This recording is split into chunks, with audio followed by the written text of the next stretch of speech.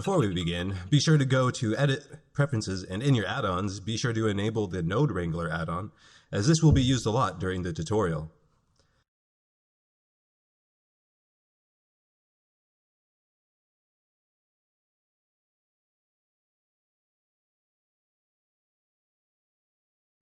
So when we left off in part 1, we had our Sclera, Pupil, and Iris node groups with material slots exposed.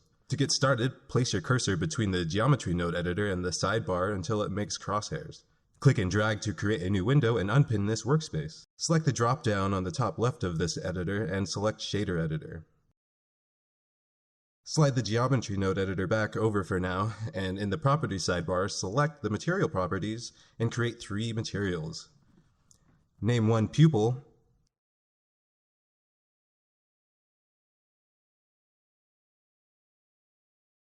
and the next one Sclera.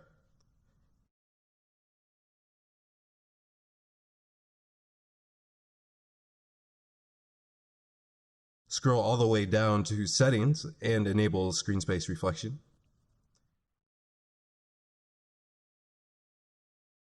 Now select the last material, name it Iris, and temporarily I'll change the color to brown.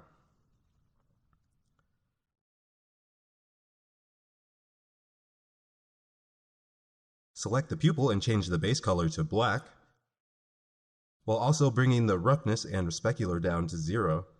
And to preview the materials, select the Viewport Shading tab on the top right. And in the Geometry Node Editor, we need to set the Sclera material to the Sclera node, the Pupil material to the Pupil node, and the Iris material to the Iris node. Slide the Shader Editor back over, and be sure to select the Sclera material in the dropdown.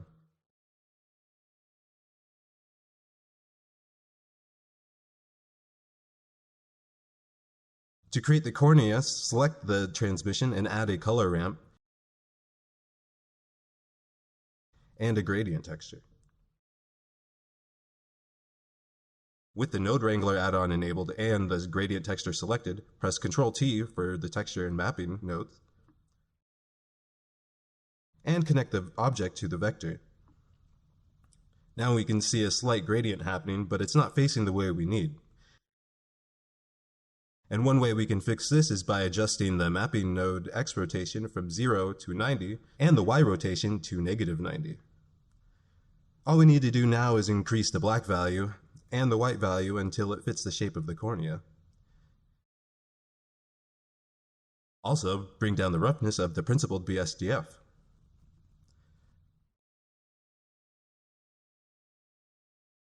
Next, select the camera in the Properties tab to view the render properties, and check the screen space reflection, click the drop-down, and enable a refraction.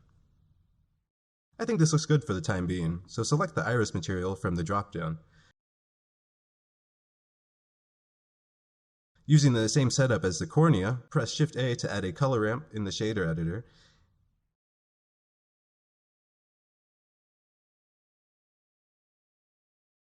and with the black value selected, drag and drop the brown base color and connect this to the base color socket. Add a gradient texture.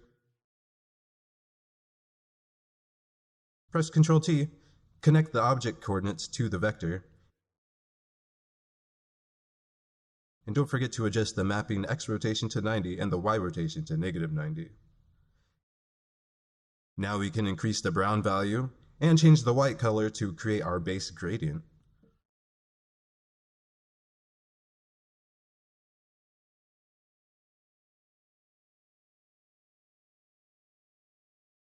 Control-click to add a new color tab. I will be using green.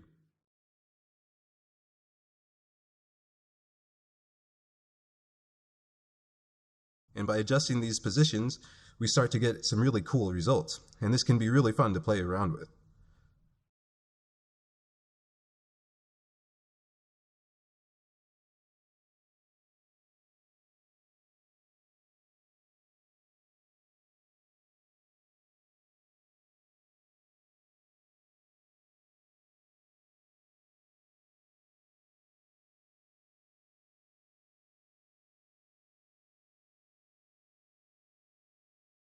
I end up adding a black tab and crunching it in at the end to make these small slits.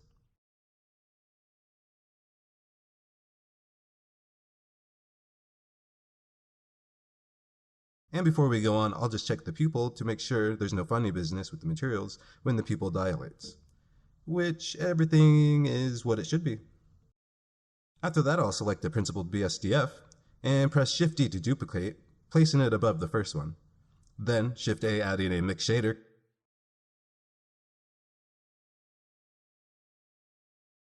connecting the bottom BSDF to the bottom shader. Select the mix shader factor and add a layer weight, making sure the facing is connected to the factor. And look at that!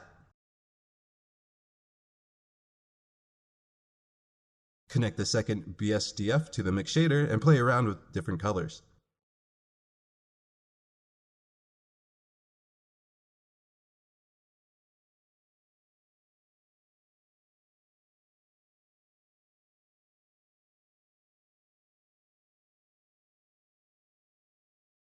You can also play around with the layer weight blend until you find a setting that speaks to you.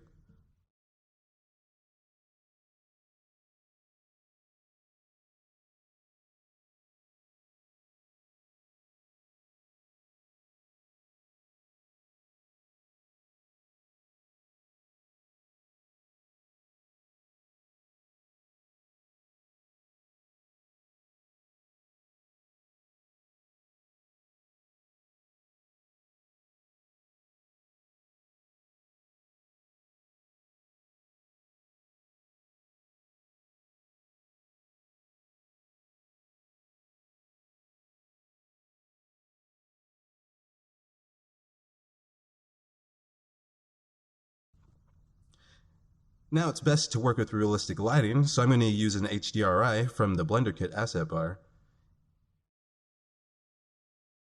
And I imagined if I were to stumble across an exposed eye in real life, that an abandoned workshop might be a plausible location for that to happen.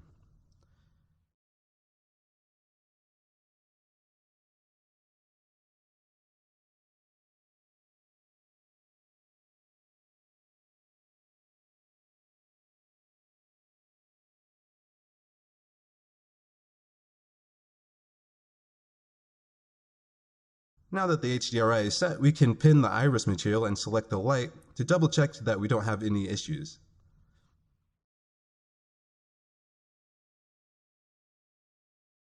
And yeah, everything seems to stay true when we dilate the pupil.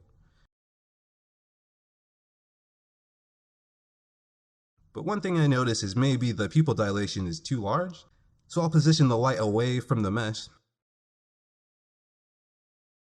slide over to the geometry node editor, and with the iris node, just adjust the to max value to maybe 0.125.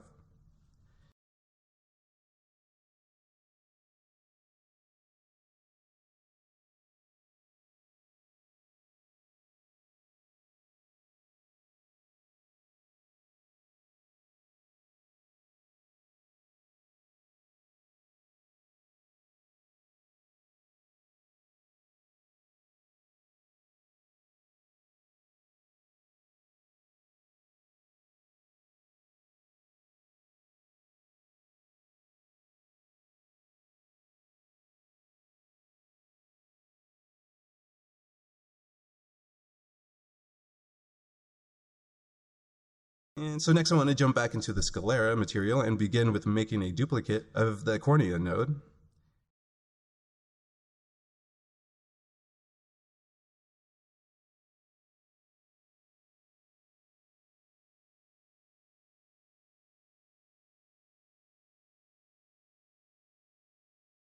And placing it next to the base color. I'm also going to group the Cornea node with ctrl-G just to tidy things up.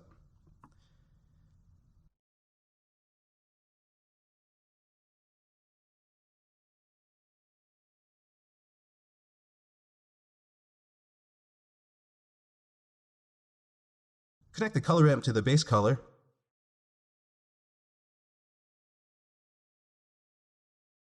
Change the black to red and decrease the value to increase the feathering.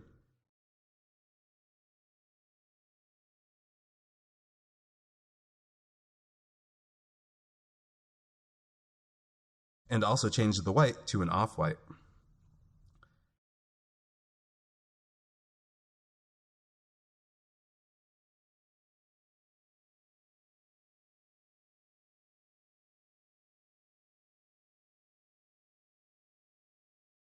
Now, to start adding veins, we need to press Shift A and add a Mix RGB node.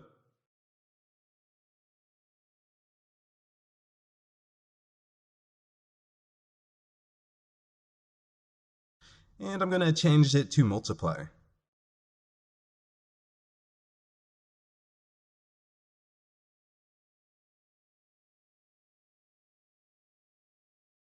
I'll select both the gradient texture and color ramp and make a duplicate placing it underneath. And with just the gradient texture selected, press Shift S to switch this node to a Voronoi texture, and be sure to have the distance connected to the factor. Increase the white value and change the Voronoi texture from F1 to distance to edge. With the Voronoi selected, press ctrl-t and ctrl-shift click the color ramp to preview this setup. If you've seen other tutorials on how to create veins, then you'll notice this process is pretty much the same. I'll add a noise texture and place it between the texture and mapping. And just like that, we start to see some turbulence to our texture. We'll want to refine this a little bit more by playing with these scale values.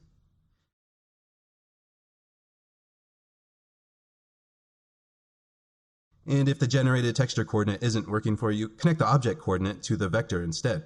And now, tweak these noise values further.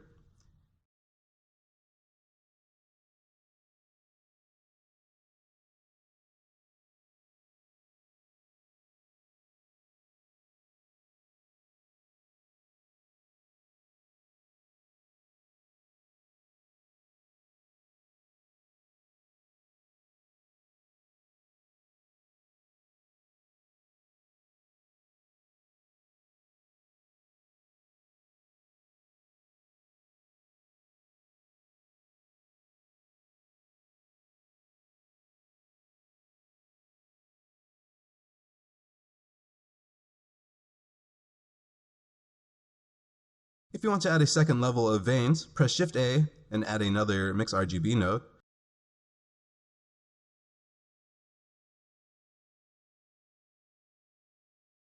Select the group and press Shift D to duplicate and place it underneath. First, play around with the scale values.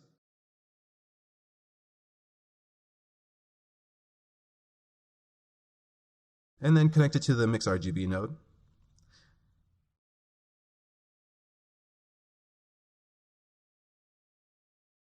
I'll change the Mix RGB node from Mix to Darken, and adjust the factor to 1, and also fine-tune these settings a bit more.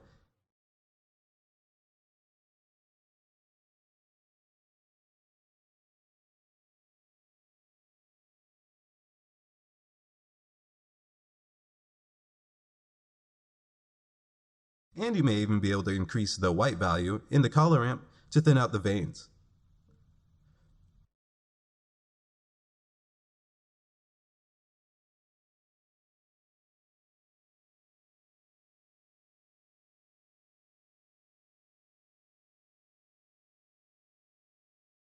Once you're ready, select both node trees and press H to hide, and position them together to keep the workspace clean.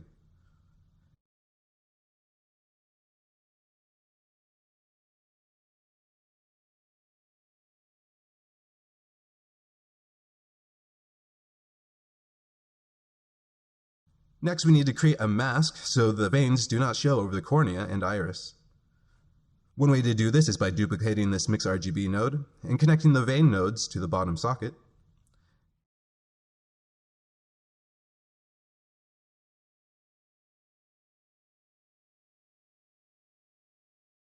Next, select both the base color gradient and the color ramp, and ctrl-shift-D to create a linked duplicate.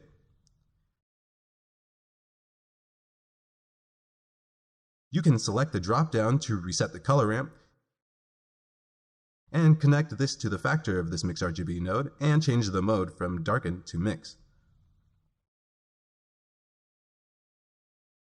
Connect this mix node to the second color socket of the first mix node, and Ctrl-Shift-click the principled BSDF to view everything we have so far.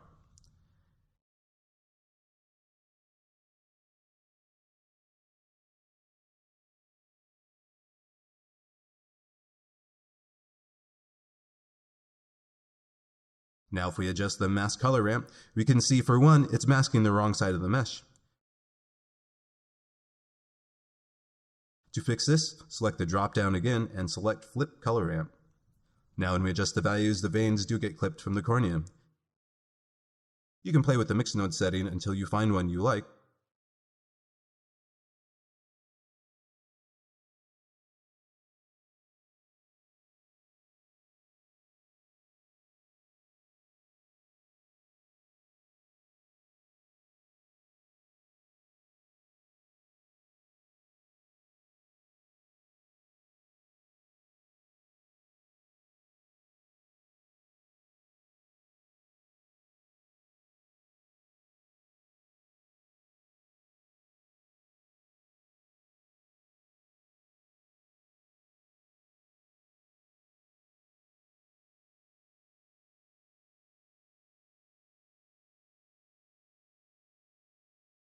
Next, we need to add some depth to the veins so they catch light. I'll select the normal from the principled BSDF and add a bump node. From the height, I'll add a color ramp.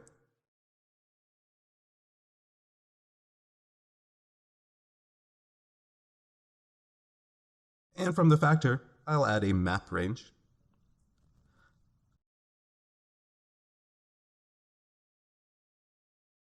I'll pull the color from the middle mix RGB node and connect it to the value of the map range. This gives us the vein data and the mask.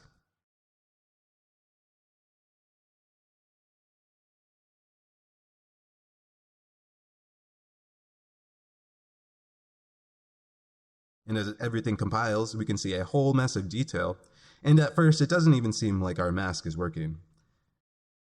I play around with the mode settings until I realize that's not the issue.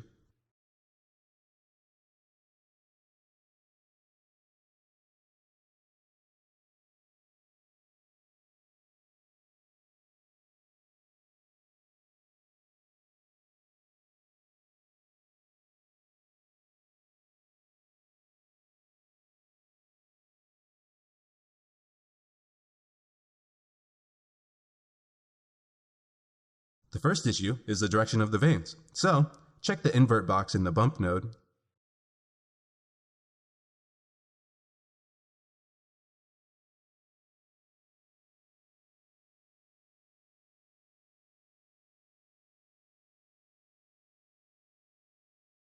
And lower the strength to about 0.22 and the distance to 0.1. And already starting to look much better.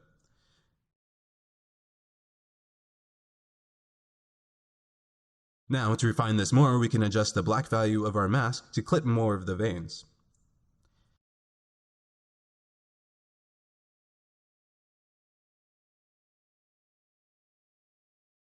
And for a little more control, adjust the map range from minimum value to something like -5.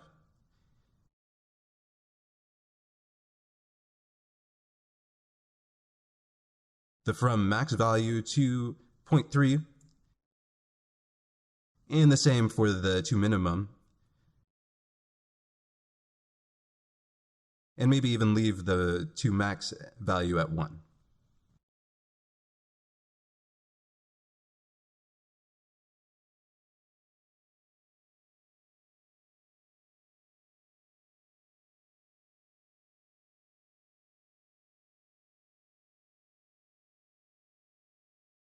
And that's really all I did. Of course, there's a lot more I could have done with various ways of doing it, but I hope this helped, and maybe you even learned something new.